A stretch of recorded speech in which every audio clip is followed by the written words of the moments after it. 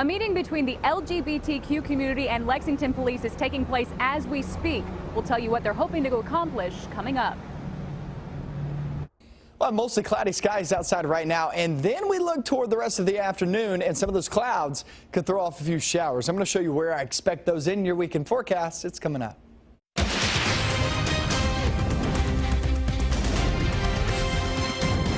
WKYT News starts now with breaking news.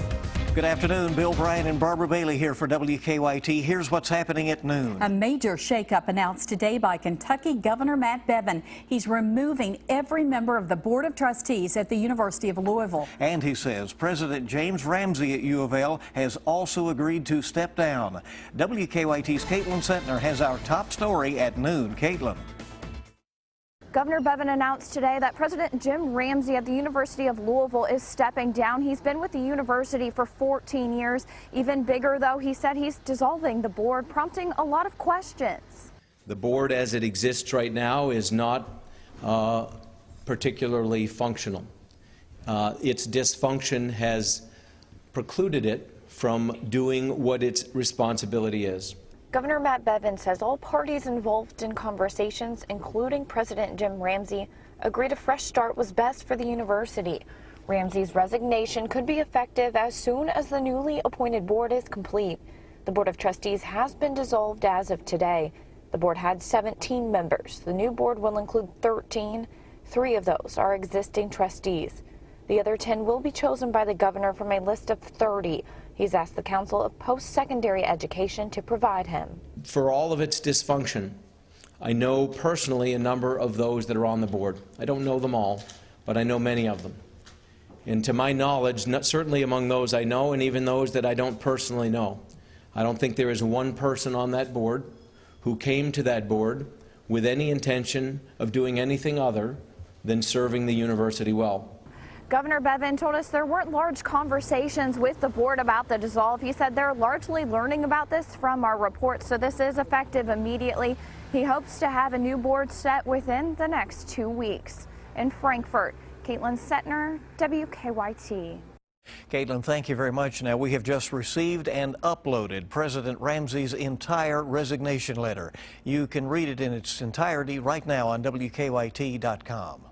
The U of L shakeup is another bold move from Governor Bevin. After the November Paris terror attacks, Bevin said he would join the list of governors refusing to accept Syrian refugees. In December, he reversed former Governor Steve Beshear's order to restore voting rights to nonviolent felons. In January, he began dismantling Connect, the state's health care exchange. He ordered state agencies to slash their current budgets and filed suit against a Lexington women's clinic claiming it performed illegal abortions.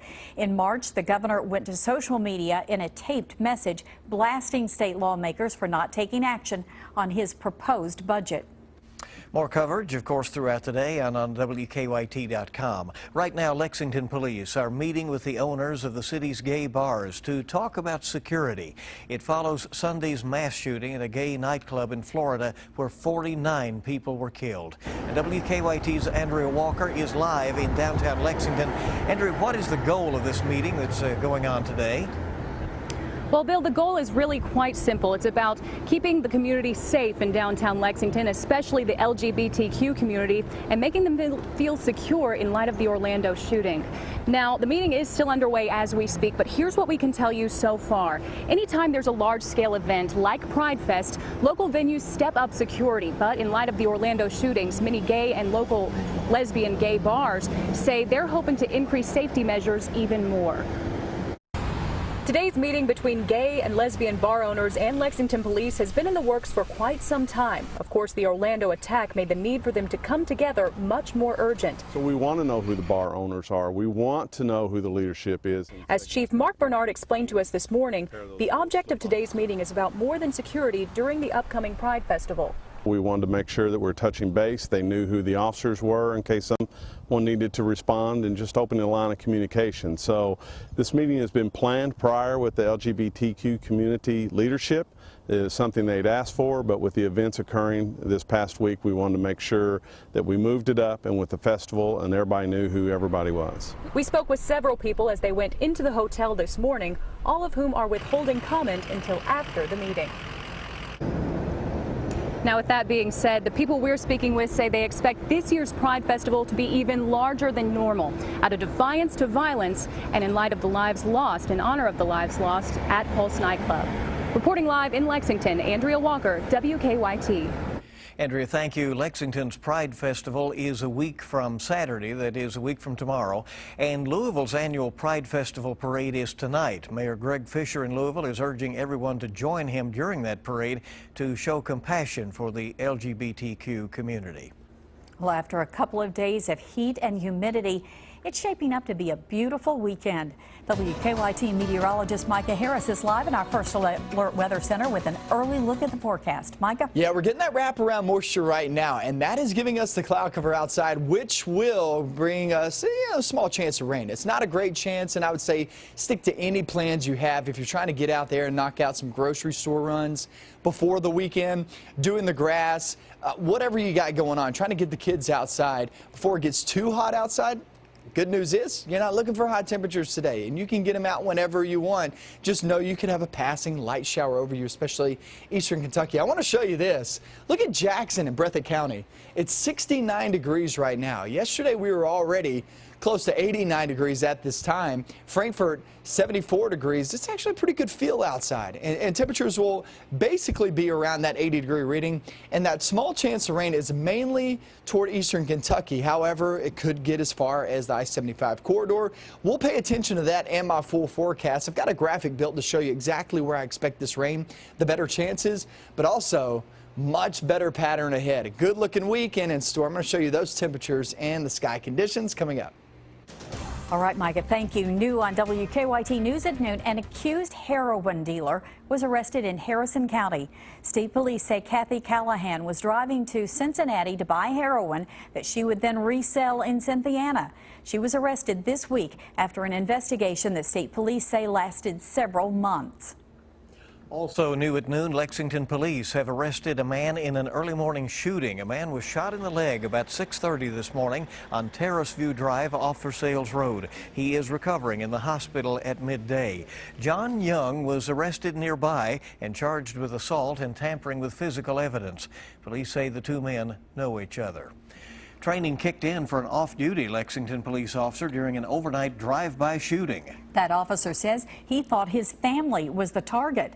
WKYT's Mike Byer has details in this Crime Tracker report. Mike? After shots were fired in this neighborhood, an off-duty Lexington police officer stepped in to help save the day. Police tell us it all started when a person fired shots at a man on a sidewalk along Judy Lane. An off-duty police officer who lives nearby heard what happened, saw the suspects, and began chasing them in his cruiser. We're told other officers quickly joined in the chase. Police say they stopped the suspects and arrested them roughly 2 miles away on Augusta Drive. Police charged the driver, 19-year-old Xavier Johnson, with fleeing and evading. They say the passenger, 18-year-old Trevantez Lillard, is charged with wanton endangerment. They say Lillard was the one who fired the shots. Now, Don Wilburn lives on Judy Lane. He says he would like to see more patrols in his neighborhood because he says it's becoming more crime infested. It makes you feel insecure, you know. Kind of want to, up and sell and move to another town or something. Of course, you see it in all the neighborhoods. It doesn't matter which side of town you live on. Now, the good news, besides the two suspects being arrested, is that no one was hurt in all of this. In Lexington, Mike Byer, WKYT. Thank you. And Lexington police say they're proud of the off-duty officer's actions. They're not going to release his name, though, for privacy reasons. A man arrested after a 10-hour standoff in Lexington will be facing a judge in less than an hour. We were reporting live from that scene on Deauville Drive yesterday morning. That's where police say Ryan Kmark shot at police and held his wife and two young children inside a home. The standoff ended without injuries. Kmark will be arraigned today on 4 counts of wanton endangerment. Heads up, we have details on a traffic impact in Lexington. Major sewer line work now scheduled to begin Monday on South Broadway. The work will take place between Broadway Park and Angliana Avenue. All inbound lanes on South Broadway will be diverted to the center lane. That sewer line project will last 2 to 5 days. Well, he was rocking hard until he collapsed on stage. An update on Meatloaf's condition in 6 minutes, but first. Investigators are increasingly focused on the wife of the Orlando nightclub shooter as the city helps victims' families. I'm Craig Boswell in Orlando. That's coming up. More news now. The investigation into the Orlando terror attacks remains focused on the shooter's wife. It appears to be just a matter of time before Noor Salman faces charges. Craig Boswell is in Orlando to explain why. There is growing evidence the wife of the Orlando shooter may have helped him plan the rampage. Law enforcement sources confirm that Omar Mateen and Noor Salman were texting as he carried out the attack. The words, "I love you," were exchanged. Sources say she purchased ammunition with him and believes she was in the car with him when he cased the Pulse nightclub. The terror inside the club was captured on cell phone video. More than a dozen people huddled in a bathroom for 3 hours. Not everyone survived. There was a guy that he was choking on his own blood, and he wanted water so bad, so we were trying to comfort him as much as we could. Some people were freed when a SWAT team broke through the bathroom walls. When it was over, 49 people were dead and dozens more wounded. The city of Orlando is doing its part to help families of the victims. More than $7 million has already been collected to help with funerals, plane tickets, and other expenses. It became very clear early on that there were families and individuals and victims that were in need of compensation in a very quick fashion. 94 families of victims and survivors have contacted Orlando's Assistance Center for help. Craig Boswell, CBS News, Orlando. And Disney, AT&T, and several major airlines are helping victims' families with money and some services. Well, speaking to his supporters in an online video, Senator Bernie Sanders said he will work with Hillary Clinton to transform the Democratic Party. Sanders still hasn't endorsed Clinton or quit the campaign, but he did say his goal in working with Clinton is to make sure Republican Donald Trump is defeated. Trump yesterday slammed AFL-CIO leadership for its decision to endorse Clinton. He said no one would be better for American women than he would. Well, the singer Meatloaf is reportedly well on his way to recovery this afternoon after collapsing last night while on stage. The rock singer was performing in Canada when video shows him falling to the ground in the middle of a song. The audience was stunned. He was in the encore and all of a sudden he was singing and he literally just collapsed. And they all of a sudden stopped the show and got everyone out of the theater, and they covered him with a curtain. And from what I heard from someone on the second floor was they were working on him, and that's the last I heard. Meatloaf's publicist has told USA Today that the singer was suffering from severe dehydration when he collapsed. The 68-year-old rocker collapsed on stage once before. That was back in 2003. He was diagnosed with an irregular heartbeat after that incident. But hopefully, sounds like he's going to be okay. We hope so.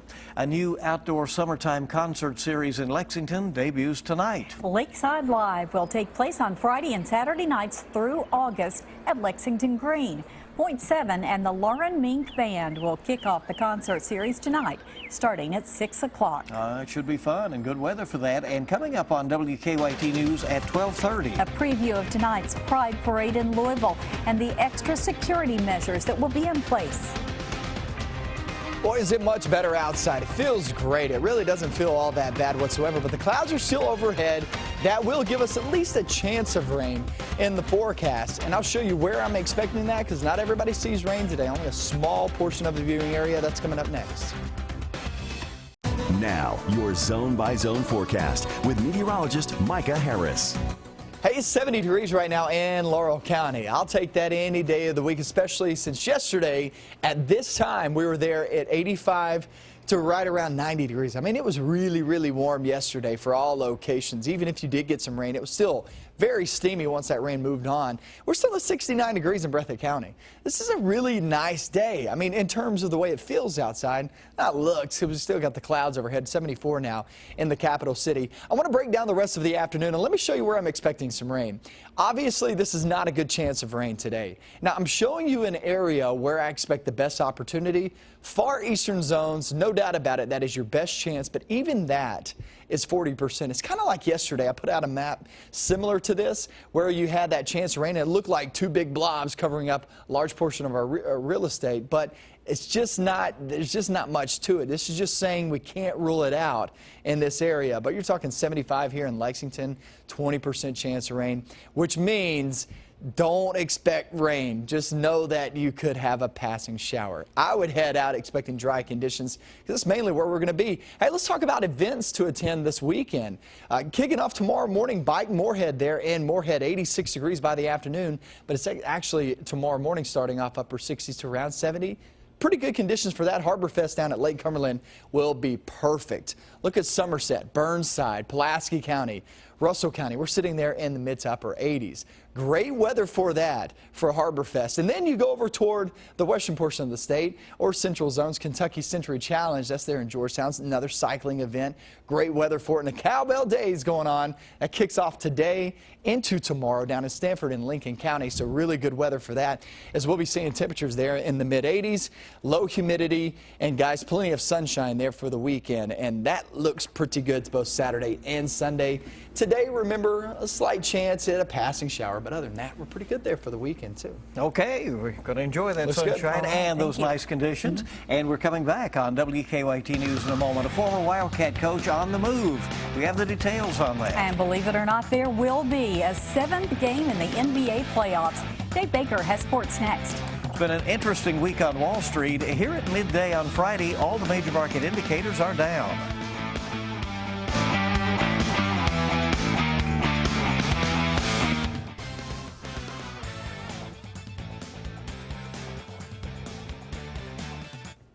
+30 times a team has taken a 3-1 lead in the NBA Final. On just 3 occasions has that team come back to force a Game 7, and never has a team come all the way back from 3-1 down to win it all. But now the Cavs have a chance to do just that in the finals. Last night, Game 6, LeBron James' second straight 41-point game.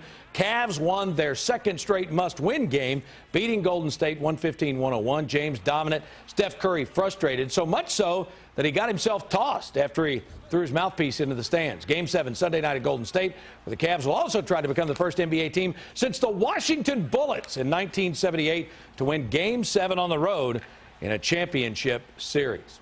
Well, just when you were hoping the news would turn around, another tough blow for the Wildcat football program. Russ Yeast decommitting from the Cats.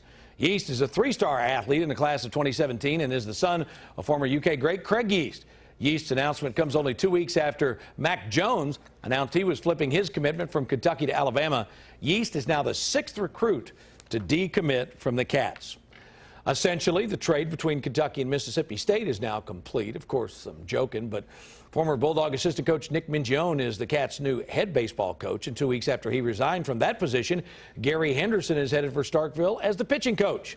Henderson, considered one of the best pitching coaches in the country, and in Starkville, he'll be reunited with John Cohen, who he succeeded as head coach at UK. While Cohen was in Lexington, Henderson was his pitching coach. Mingione came this week from Mississippi State. He was on the staff with Cohen and Henderson a decade ago at Kentucky. Keep all of that straight. And speaking of former Cats, Louisiana Tech baseball coach Greg Goff, the leading candidate for the Alabama coaching vacancy. Goff led Louisiana Tech to 42 wins this year, the most wins in a season since 1988, and he led the program to its first NCAA tournament appearance since 1987. The local connection, Goff spent 4 years at Kentucky from 1999 to 2003 as Keith Madison's Kentucky pitching coach. Tonight on the Big Blue Insider with Dick Gabriel, guess what? We'll be talking Wildcat basketball, former Wildcat John Hood, and the latest from the Bengals minicamp. That's at 6 on 630 WLAP. Guys, that's a look at sports on a busy Friday. Have a great weekend, everybody. Well, we thank you very much, Dave, and we hope you'll keep it here. There's more to come in our next half hour of WKYT News at noon.